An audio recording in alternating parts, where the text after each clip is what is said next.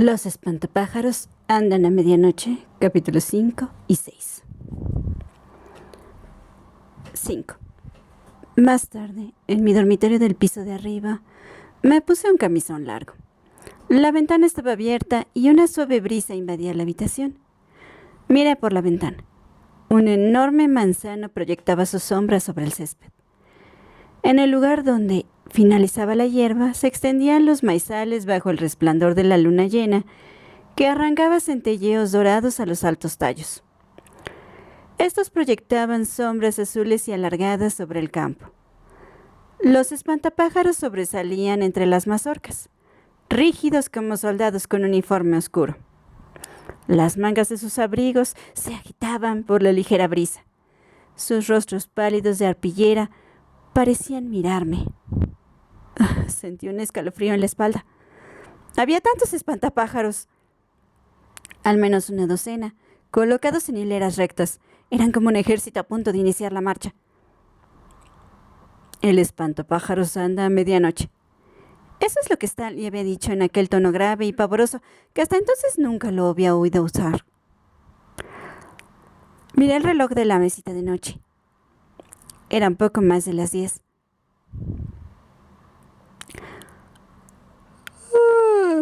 Ya estaré durmiendo cuando ellos anden, pensé. Vaya tontería. ¡Sí! Estornudé. Me parece que tengo alergia al aire de la granja tanto de día como de noche. Observé las sombras alargadas que proyectaban los espantapájaros. Un golpe de viento dobló los tallos, haciendo rodar las sombras hacia adelante como una ola oscura del océano. Y en ese momento vi a los espantapájaros empezar a dar sacudidas. ¡Mark! Grité. ¡Mark! ¡Ven aquí! ¡Deprisa! 6. Bajo la luz de la luna llena contemplé con horror cómo empezaban a moverse los oscuros espantapájaros. Sus brazos daban sacudidas, sus cabezas de arpillera se bamboleaban hacia adelante. Todos ellos, al unísono. Los espantapájaros daban sacudidas, tirones, se retorcían, como si lucharan para librarse de las estacas. ¡Mark! ¡Deprisa! Grité. Oí pasos rápidos por el pasillo. Mark irrumpió en mi dormitorio, sin aliento. ¡Judy! ¿Qué sucede? Gritó. Le hice un gesto desesperado para que se acercara a la ventana. Cuando se situó a mi lado, le señalé los maizales. Mira, los espantapájaros. Se apoyó en el antepecho de la ventana y se asomó. Por encima de su hombro yo veía a los espantapájaros dando sacudidas al unísono. Sentí un escalofrío que me hizo cruzar los brazos y envolverme en ellos. Es el viento, dijo Mark apartándose de la ventana. ¿Qué te pasa, Judy? Solo es el viento que sopla alrededor de ellos. Te equivocas, Mark, repliqué balbuceando, abrazándome todavía. Vuelve a mirar. Puso los ojos en blanco y suspiró. Pero volvió a asomarse a la ventana. Estuvo observando el campo durante un buen rato. ¿No lo ves? Pregunté con voz chillona. Se están moviendo todos a la vez, los brazos, las cabezas. Cuando Mark se apartó de la ventana, sus ojos azules estaban muy abiertos y tenían una expresión de temor. Me miró pensativo y en silencio. Finalmente tragó saliva y logró decir en voz baja y temblorosa. Tenemos que decírselo al abuelo Cort. Bajamos las escaleras a toda velocidad, pero los abuelos ya se habían acostado. La puerta de su dormitorio estaba cerrada. Al otro lado reinaba el silencio. Me parece que lo mejor será esperar hasta mañana por la mañana, susurré cuando Mark y yo volvimos de puntillas a nuestros dormitorios. Creo que hasta entonces estaremos a salvo. Entramos silenciosamente en nuestras habitaciones. Cerré la ventana y eché el pestillo. Afuera, en los campos, los espantapájaros seguían dando sacudidas, tratando de liberarse de sus estacas. Me alejé de la ventana con un estremecimiento y me metí en la cama, cubriéndome con el viejo edredón hasta la cabeza. Dormí inquieta, dando vueltas y más vueltas. Por la mañana salté ansiosa de la cama. Me peiné el cabello rápidamente y bajé corriendo a desayunar. Mark estaba detrás de mí en las escaleras. Llevaba puestos los mismos tejanos del día anterior y una camiseta de Nirvana roja y negra. No se había molestado en peinarse y llevaba los pelos de punta. «¡Tortitas!», logró decir con voz ahogada. Por la mañana temprano, Mark solo es capaz de articular una palabra.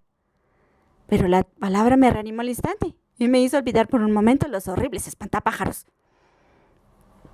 ¿Cómo podía haberme olvidado de las estupendas tortitas con perlitas de chocolate de la abuela Miriam? Son tan blandas que se funden en la boca, y el chocolate caliente mezclado con el jarabe de arce dulce es el desayuno más delicioso que he tomado en mi vida. Cuando atravesamos a toda prisa la sala de estar en dirección a la cocina, olí el aire para sentir el maravilloso aroma de la pasta de las tortitas cociéndose en el horno, pero mi nariz estaba demasiado tapada para poder oler algo.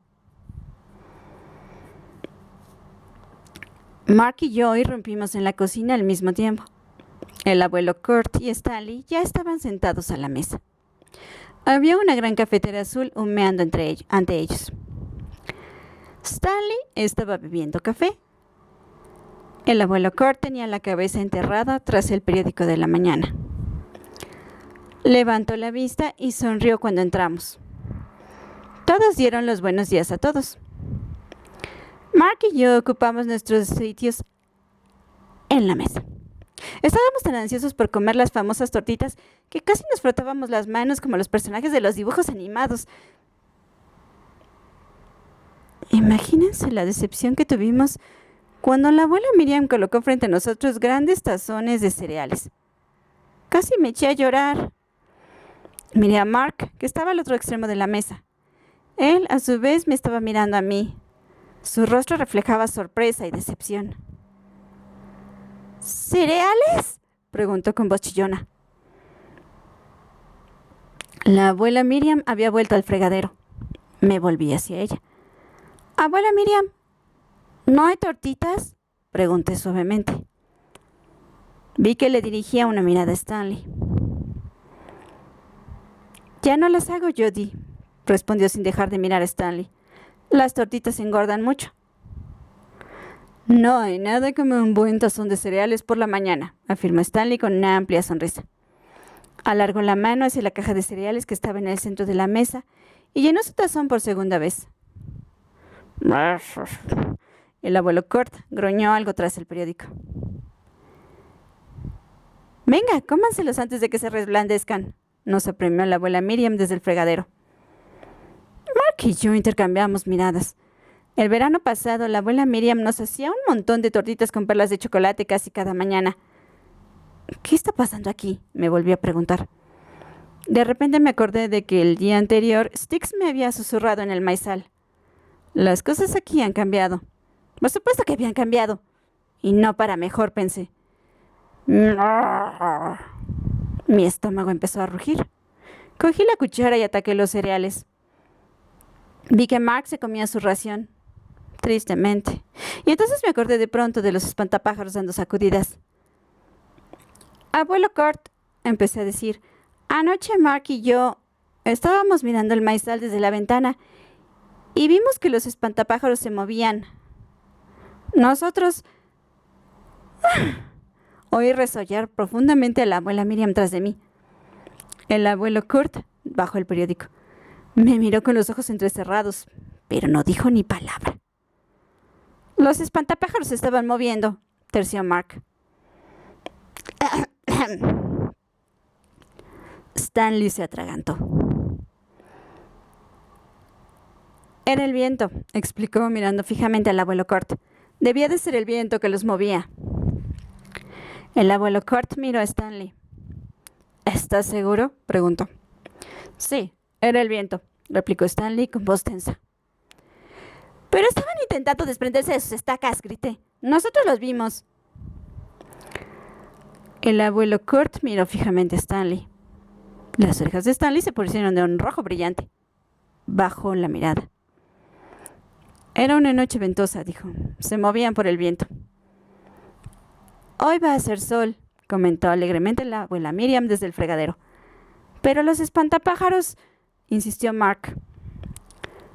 Sí, parece que hará buen día, murmuró el abuelo Kurt, ignorando a Mark. Me di cuenta de que no quería hablar de los espantapájaros. Tal vez porque no nos creía. El abuelo Kurt se volvió hacia Stanley. Después de que lleves las vacas a los pastos, quizá podrías ir con Jody y Mark a pescar un rato en el arroyo. Quizá, contestó Stanley, que estaba concentrado en la caja de cereales. Quizá lo hagamos. Suena divertido, dijo Mark. A Mark le gusta pescar. Es uno de sus deportes favoritos porque apenas tiene que moverse.